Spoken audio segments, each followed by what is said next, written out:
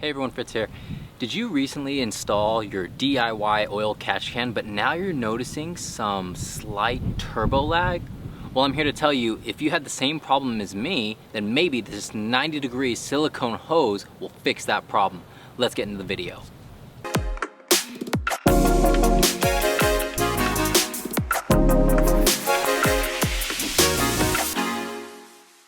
Yes, so as some of you may know, I recently did a DIY oil catch can, and if you're unfamiliar with the steps for that, I'll leave the video link right over here. But if you did follow those steps, or if you're about to, then I would recommend that you buy this 90-degree silicone hose, because as I was driving, I realized that there was some sort of slight kind of turbo lag, where when I would hit the gas, there'd be a little bit of lag, and then all of a sudden, the car would jolt. Now, the only thing that I really did differently, other than changing the turbo inlet pipe, was the oil catch can. And then when I peeked underneath the hood, I realized that the hose was kinked. And even though that I would cut some of the length in order to make some adjustments, it just didn't do the trick.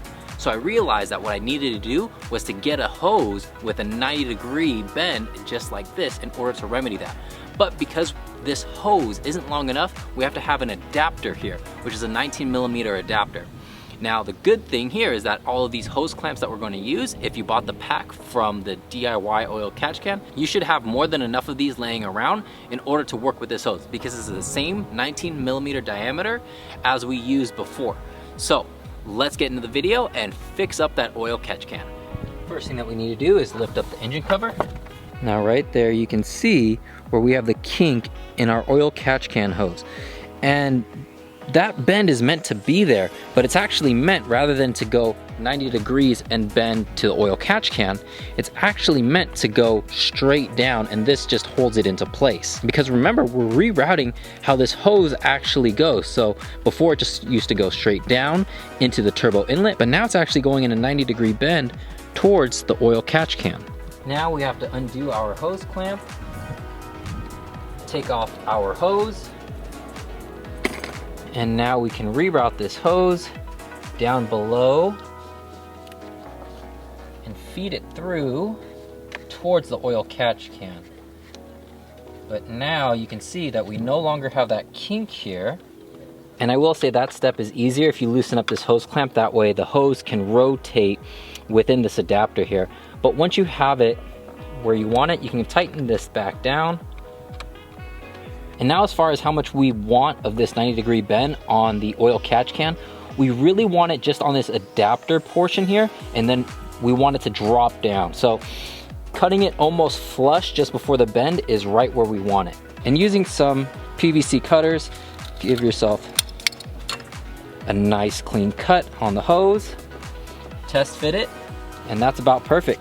And now once you have your hoses routed like this, you're gonna know right around the point in which they're gonna connect. So give yourself a little bit of extra slack, and using those same PVC cutters, make a clean cut.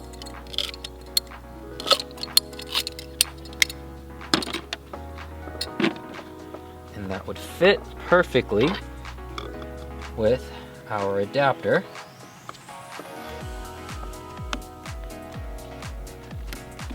Just like that. And now we've taken the kink out of the hose.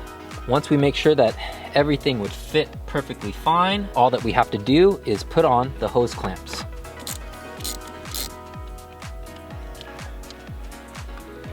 And now you're all done. Now, yes, I do agree that this would have been better with a black hose and a 90-degree bend. At least now I'm gonna be able to easier decipher between the inlet and outlet hoses. More importantly, there's no kink here. The hose runs evenly onto this side, and this is just the protective covering that was on our previous PVC hose that went from here down to the turbo inlet pipe. And you can see that I actually use that same material for the outlet hose on the oil catch can, feeding into the turbo inlet.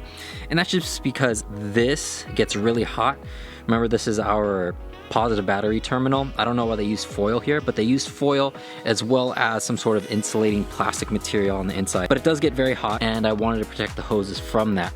So that is pretty much it, and you should have no more of those hesitations or wannabe turbo lags, because now your hoses are all in kink. So for those of you who followed along with the DIY oil catch can, I'm sorry. If you had the same problem that I did, and hopefully this video helped remedy that issue. And if you enjoyed this video, please leave a like and subscribe, because we are doing a 3-video series starting next week. And at the end of that 3-video series, I have a huge surprise for you guys that are local in the Bay Area. Now, if you have any questions regarding this video or anything else, leave it in the comment section below, and I'll see you in the next one.